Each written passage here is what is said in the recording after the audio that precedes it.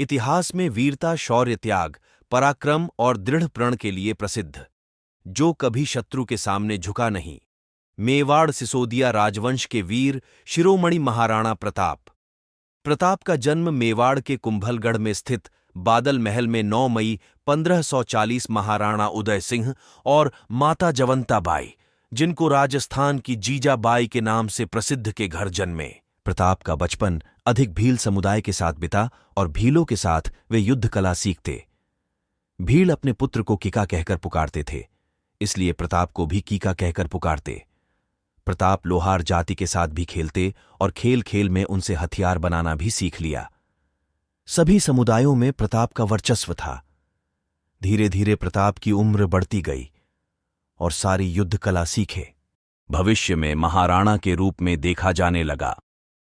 पिता उदय सिंह की मृत्यु के बाद राणा उदय सिंह की दूसरी पत्नी रानी धीरबाई, जिसे इतिहास में रानी भटियानी के नाम से जाना जाता है, जो अपने पुत्र जगमाल को मेवाड़ का उत्तराधिकारी बनाना चाहती थी, लेकिन को प्रताप को उत्तराधिकारी बना दिया जाता है, जिसे नाराज होकर जगमाल अकबर की शरण में चला जाता है।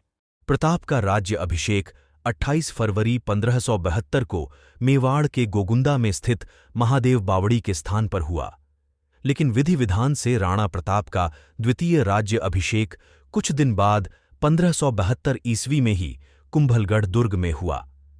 इस समारोह में जोधपुर के राठौड़ शासक रावचंद्र सेन भी उपस्थित हुए। महाराणा प्रताप के महारानी अजबदे पमवार सहित 11 रानियां थीं।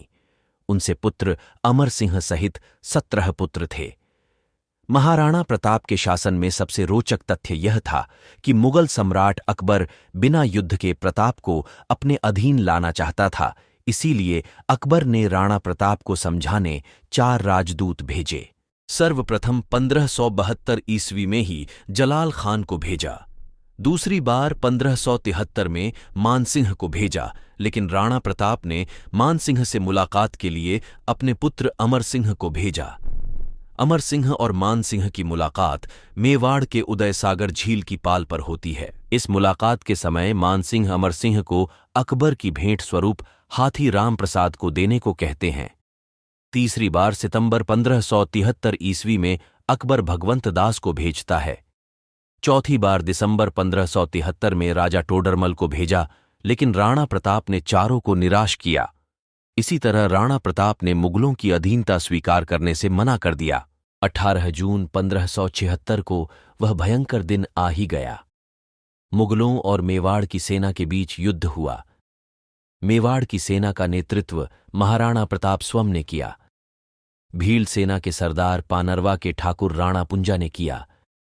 इस युद्ध में प्रताप की तरफ से लड़ने वाले एकमात्र मुस्लिम सेनापति हकीम खान सूरी थे, जिन्होंने हरावल सेना का नेतृत्व किया। इस युद्ध में शहीद होने वाले प्रथम सेनापति हकीम खान सूरी थे, जिनकी याद में इनका मकबरा मेवाड़ के खमनौर में बना हुआ है। महाराणा प्रताप ने लगभग 3000 घुड़सवारों और 400 से अधिक भील धनुधारियों के बल को मैदान में उतारा। कई घंटों तक चले इस भयंकर युद्ध के बाद महाराणा प्रताप जख्मी हो गए और प्रताप का घोड़ा चेतक भी जख्मी हुआ। उसी समय जख्मी हालत में देख प्रताप के साथी झालामान ने सोचा, अगर राणा को कुछ हो गया तो मेवाड़ मुगलों के अधीन हो जाएगा। उसी समय झालामान ने राणा को मैदान से जाने को कहा और झालामान ने राणा का राजमुकुट और छत्र धारण किया। शत्रु सेना से घिर चुके राणा प्रताप को युद्ध से बाहर करके झालामान ने कई घंटों तक मुगलों की सेना को गुमराह करके युद्ध किया और अपने प्राणों की आहुति दी। घायल अवस्था में राणा प्रताप को झालामान सिंह ने घोड़े चेतक पर बिठाया और युद्ध स्थल से जाने को कहा। युद्ध मैदान से बाहर निकलने की कोशिश कर रहे तब मुगलों की सेना ने राणा प्रताप को देख लिया और उनका पीछा करना शुरू कर दिया। लेकिन राणा प्रताप का घोड़ा चेतक बड़ा स्वामी भक्त था और अपने स्वामी राणा प्रताप को खतरे में देखा और अपनी गति बढ़ा दी, और ऐसा लग रहा था जैसे आसमान में उड़ रहा हो, और एक छलांग में 26 फीट के नाले को कूदकर अपने स्वामी राणा प्रताप की जान बचाई। कहते हैं, युद्ध में चेतक के मुख पर हाथी का मुखौटा लगाया गया और मुगल सेना के सेनापति मानसिंह के हाथी पर पैर रख दिया और प्रताप ने अपने भाले से मानसिंह पर प्रहार किया। तब उस समय चेतक का पैर मुगल सेनापति मानसिंह के हाथी की सूंड में बंधी तलवार से चेतक का एक पैर कट गया और उस घायल अवस्था में भी अपने स्वामी राणा प्रताप के साथ शत्रु सेना से लड़ते रहे। जब चेतक ने 26 फीट के नाले को कूदकर राणा प्रताप की जान बचाई और चेतक ने राणा प्रताप की गोद में अंतिम सांस ली और अपने प्राण त्याग दिए।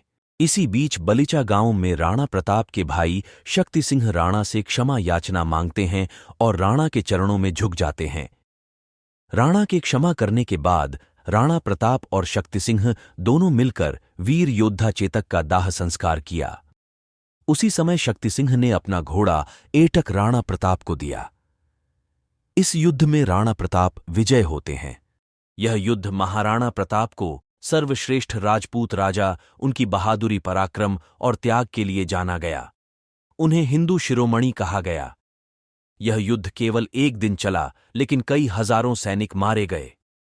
इस युद्ध के बाद राणा पहाड़ों में चले गए और वहीं मुगलों को परेशान करने के लिए धावे मारना शुरू कर दिया। मेवाड़ जीतने के लिए अकबर ने कई प्रयास किए, लेकिन हर बार असफल रहा।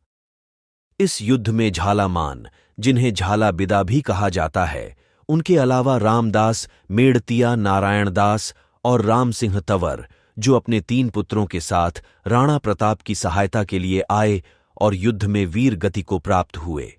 असफल रहने पर अकबर ने सेनापति मानसिंह और आसफ खान को दरबार में आने पर प्रतिबंध कर दिया तथा मुगल दरबार से मिलने वाली विशेष सुविधाएं को समाप्त कर दिया। इसके बाद अकबर सेनापति भगवान दास के साथ मेवाड़ आकर राणा को ढूंढने के काफी प्रयास किए, लेकिन असफल रहा और वापस लौट गया। इसके बाद अकबर राणा को ढूंढने शाहबाद खान को भेजता है। शाहबाद खान ने मेवाड़ पर 3 बार आक्रमण किए। शाहबाद खान और राणा प्रताप के बीच 1578 में कुंभलगढ़ का युद्ध हुआ और शाहबाद खान कुंभलगढ़ पर अपना अधिकार कर लेता है। उसके बाद शाहबाद खान कुंभलगढ़ का किलेदार गाजी खान को नियुक्त किया। इस युद्ध के बाद प्रताप चुलिया गांव पहुंचे, जहां पर राणा की मुलाकात भामा शाह और भाई ताराचंद से होती है। इस चुलिया गांव में भामा शाह ने राणा को आर्थिक सहायता के रूप में 20,000 सोने के सिक्के दान दिए। इतिहास में भामा शाह को मेवाड़ का कर्ण कहा गया। राणा ने भामा शाह को अपना प्रधानमंत्री नियुक्त किया। शाहबाद खान के बाद अकबर 1580 में अब्दुल रहीम खान को भेजता है, जिसके परिवार को प्रताप के पुत्र अमर सिंह शेरपुर गांवों में बंदी बना दिया। लेकिन ये बात जब राणा प्रताप को पता चली, तब राणा का मन उदास हुआ। अमर सिंह को फटकार लगाई और तुरंत प्रभाव से संदेश भेजकर अब्दुल रहीम के परिवार को शानो शौकत से अपने घर पहुंचाने को कहते हैं और अमर सिंह को अब्दुल के परिवार से क्षमा मांगने को कहा। आनी बेगम ने अब्दुल को सारी बात बताई। इससे अब्दुल रहीम प्रभावित होकर बिना युद्ध किए ही लौट जाता है। हल्दी घाटी युद्ध के बाद राणा प्रताप और अकबर के बीच मेवाड़ में दिवेर का युद्ध होता है। इस युद्ध में राणा प्रताप की तरफ से अमर सिंह व भामा शाह और अकबर की तरफ से सुल्तान खान के बीच युद्ध हुआ।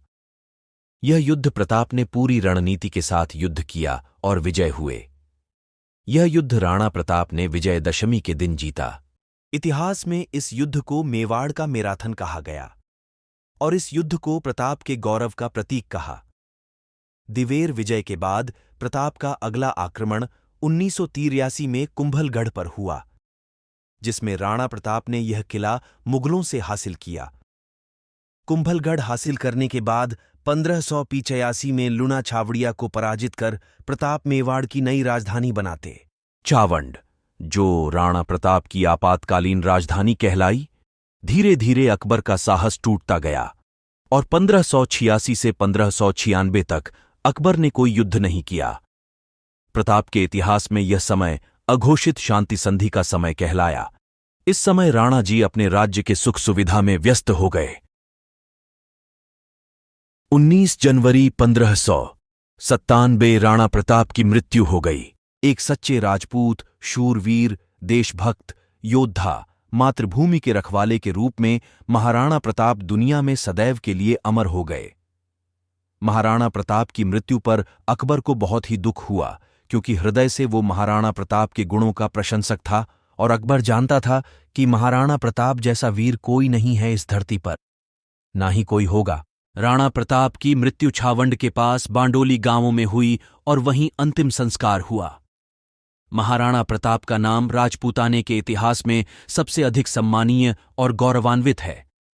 वह स्वतंत्रता का पुजारी, रणकुशल, स्वार्थ त्यागी, सच्चा वीर और उदार क्षत्रिय था। इस महान योद्धा के चरणों में शत शत नमन, जिन्होंने अपने जीवन में तमाम कष्ट सहन करते हुए पूरे देश के सामने देशभक्ति, स्वतंत्रता और स्वाभिमान की मिसाल पेश की और पूरे हिंदुस्तान को गौरवान्वित किया।